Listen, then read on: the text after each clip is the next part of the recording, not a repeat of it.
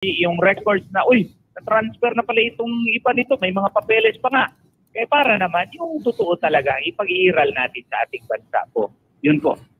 Attorney, hindi po ba yan parang overkill naman masyado? Overkill, tapos meron bang history si Pastor Kibuloy na violente? Wala po talagang medyo matagal-tagal na rin po ako abogado niya. Wala pong maalala na meron siyang history na gumamit man lang ng baril against sa nagtutuligsa sa kanya. Hindi nga niya nasasabi niyan.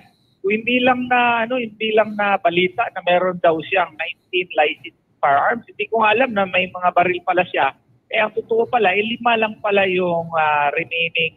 Mo 5 lang yung baril. Ang ibinabalita, 19. Tingnan mo mga nuknukan ng fake news. Alam nyo, bago ka magpakalat ng balitang ganyan, lalo't ikaw ay nasa gobyerno, lalo na't ikaw ay opisyal, may record naman yan eh.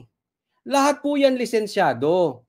Okay? Kaya yung tigil-tigilan nyo na, kasi may mga nagsasabi, kaya pinapasurrender ang mga baril ni Pastor Kibuloy, gagawin yung parang kay Tebes, tapos mamaya tatawagin na siyang terorista. Kaya nga, inunahan na nila, kahit yan ay illegal. Itinanong ko yan kay Atty. Torion, illegal po yan, wala silang karapatang kuhanin yung baril ni Pastor Kibuloy. Kasi po, may lisensya. Hindi ka pwede magkaroon ng lisensya kung meron kang kaso at napatunayan na. Pero si Pastor Kibuloy may baril na. Hindi yan pwedeng kuhanin sa kanya kasi wala pa namang napapatunayang kaso. So illegal yan. Pero sinurrender pa rin nila yung baril. At yung mga baril ay hindi po pangpatayan. Panghabi po. Hindi po gagamitin yung pang-terorista. Kaya sabi ko nga, napaka-OA nitong mga ito.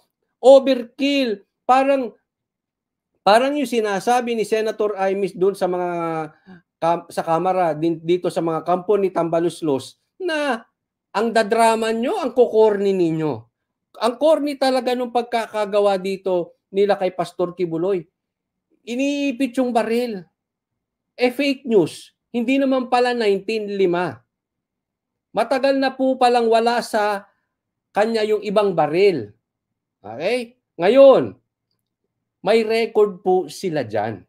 Kasi po lahat ng paglipat ng baril, halimbawa, bibigyan ako ni Pastor Kibuloy ng baril. Kailangan irehistro ko yun. Kailangan ipagpaalam ko yun sa kanila. Malalaman nila. Actually, alam nila pati address kung saan ililipat yung baril. Ibig sabihin, may paper trail po yan. So bakit sila magbibintang na mayroong 19 na baril? Pwede mo nang check-in yan sa record nyo. Na makikita nyo ron na yung iba wala na sa kanya. O di ano yan? OA. Ano yan? Di overkill. Di ba kasimple? Ang hilig nitong gobyerno na ito, hindi ko nilalahat pero mga opisyal, ang hirap nito mga ibang opisyal, pinipake news nyo yan maliwanag 5 lang. Kanino na naman galing? Yan. Ako hindi ko alam Hindi ko pinipersonal pero mali Kasi, ang gusto ritong palabasin, masama si Pastor Kibuloy. Ba't ganyan? Alam mo naman ng Pilipino pag nakarinig, "Hoy, grabe, 19 ang baril. Siguro terorista yan. Siguro." Diba? Ganun tayo, hindi natin alam, may mga lisensya. At walang magte-terorista na ang baril ay lisensyado. Kasi kung gagawa ka ng kalokohan, ang baril mo hindi lisensyado. Kasi lahat ng information ng tao na yun nandoon sa rehistro ng baril. Kaya hindi ka makakagawa ng kalokohan. Kaya yung mga iskalawag, yung mga gumagawa ng kalokohan, hindi lisensyado baril niyan. Huwag kayong matakot pag lisensyado baril. Legit yun. At alam nila yan, kaya nagtataka ako Ano tong kalokohan ginagawa kay Pastor Kibuloy? Yung iba matagal na na-transfer. At wala talagang history of violence si Pastor Apollo si Kibuloy po. So sa madaling salita, medyo ito nga ay overkill. Oo nga. Parang ganun po. Medyo nasobrahan naman. Sana naman, dahan-dahan naman po sa pag-aakusa. At na fake news dito, 5 lang pala. Di ba? Kasi yung 14, na validly disposed and duly transferred na. So wala, 5 lang. Legit, ibig sabihin legit na nailipat na. 5 lang. 5 lang. Na-double fake news ito kasi instead na 95 lang. At saka instead na kanina lang or kahapon lang, May 2 pa po. Sinasabi kasi kanina lang daw na hindi, May 2 pa ito na isurrender. Anong petsa na ba? May 7. Yan, double fake news. Uy, nako. Sana iwasan natin ang kakabintang sa tao ng fake news. Alam mo, pinagbibintangan ng SMNI na fake news. Ang pinifake news ninyo si Pastor Kibuloy. Sana tigilan nyo na yung kakabintang na pro-China si Tatay Digong kasi mayroon silang secret agreement. Yung administrasyon pala ngayon, may audio. May audio ang China mismo, kayang patunayan, readyng patunayan. Na mayroong agreement ng Pilipinas during ngayong administration na ito, hindi yung administration ni Duterte. So iwasan natin yung kakabintang sa iba kasi bumubelta rin sa atin. Diba? Sabi dito, mga kawatan, OA pa. May mga pictures pa nga kaming nasubmit po na May 2 pa po yan. Duly receipted po yan. May mga resibo. I saw to it na lahat ng mga na-surrender po are duly receipted po. Na-surrender. Meron silang papel. Alam nyo, yan ang hindi ko matatawaran kay Pastor Kibuloy. Napaka-systematic. Lahat po yan naka-record. Punta tayo dito kay Jason. Ang ganda ng interview namin kay Jason pero hindi ko pinipiga ko si Jason kanina. Magaling talaga sumagot. Iba kasi, tandaan natin, iba po pag nasa mainstream media. Pag tiningnan yung Facebook ni Sir Jason talagang binabakbakan niya ron si Senator Jinggoy. Pero dito medyo alalay lang siya ng konti. Kaya unawain nyo kung minsan kami medyo, kanina nababasa ko yung komentaryo, parang ang bait-bait ni Boss Dada sa SMNI. Siyempre kasi doon, hindi namin channel yun eh. Damay ang SMNI, damay-damay po doon. Pag may nagawa kang kapalpakan, bagamat hindi dapat damay-damay, ganun po ang ginagawa. Ngayon, kita nyo, may nagawang kapalpakan, di umano, para sa kanilang mata, si Ka Eric at si Dr. Badoy. Pero ang gustong tanggalan ng prangkisa, SMNI. Siyempre, mainit sa mata nila ang SMNI kasi SMNI nga ang naglalabas ng gikan sa masa at saka yung maisug. So, mapansin nyo, iba po yung sagot kanina ni Jason natural po yun. Pero, nag-iingat lang, no?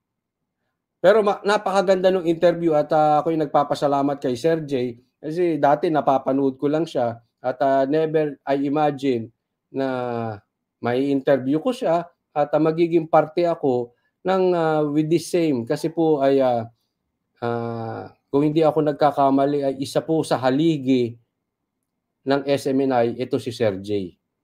Mataas po ang posisyon ni Sir Jay dito sa SMNI, parang nasa PR department ata siya. I'm sorry, pasensya na po, hindi ko alam exactly, no? Pero maging part ng isa sa maging kasamahan ni Sir Jason ay nakakataba po ng puso. Huwag po kayong mag-alala, pagbubutihin namin Banateros, doon lang kami sa katotohanan, hindi kami mag-fake news. At higit sa lahat, pinapangako ko, hindi po ako magbabagsak ng mic. At tatratuhin ko ang mga tao dyan with respect. Ayan. So, marami tayong aasahan kay Sir Jay at mauulit ulit ang ating pag-i-interview sa kanya. Panoorin nyo po yan. Ang ganda ng mga binitawan niyang salita dyan. Dapat nga, pinapaalalahanan niya na maituwid itong klase ng pagtatanong na parang nasa korte ito si Senator Jinggoy. Hindi ko na po iisa-isahin kasi mahaba po yan. No, panoorin nyo na lang. Sabi dito, tiis, matatapos na ang hidwaang Duterte at Marcos. tiwala lang tayo sa Senator Bato. Lahat ng documents, authentication, totoo lahat. Tiwala lang tayo kay Senator Bato. Ako ngayon, nagkaroon ako ng tiwala kay Senator Bato. Why? Binouch po kasi ni Tatay Digong, si Senator Bato. So, baka tumatiming lang.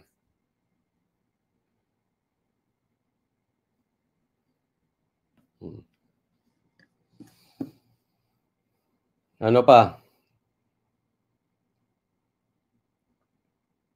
Sabi, kawawa tayong mga Pilipino pero hawak ng bangag administration ng mga department ng Marcos. Alam mo, ang problema nga dito, yun nga sinasabi ko, malaking bagay ang magiging chilling effect po nito. Ha? Yung sa Cebu, mayor ng Cebu, anong pangalan niya? Ay sinuspinde na. No? So, may mga ganong klase. Ang hirap po talaga. Talagang sinampulan yun para magkaroon ng chilling effect, para ito ay warning sa mga mayor na susunod na pag may plano ang maisug sa inyong lugar, mag-rally, ipasara nyo yung Freedom Park. Pag hindi nyo pinasara yan at nagkaroon dyan ng rally, hahalongkatin ng kaso nyo. Ganyan po lumalabas. Ngayon, si Mayor Rama. Tingnan mo, lahat ng dinaanan ng maisug na sususpindi. Pati nga sa Davao si Kuya Gob, di ba? Nasuspindi rin. Ganun po katindi ngayon. Talagang sasampulan ka para yung mga kasamahan mong iba, wag na mag-attempt, payagan na maisug or kumontra sa gobyerno. Dapat sa kanila, gusto nila sunod-sunod lang. Mga ano talaga mga plastic talaga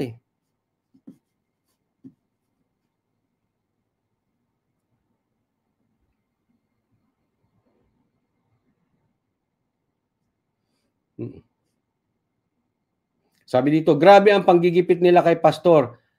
May araw din kayo pag ang Diyos ang humatol sa inyo. Oo. Tatandaan natin, hindi naman kayo habang buhay dyan.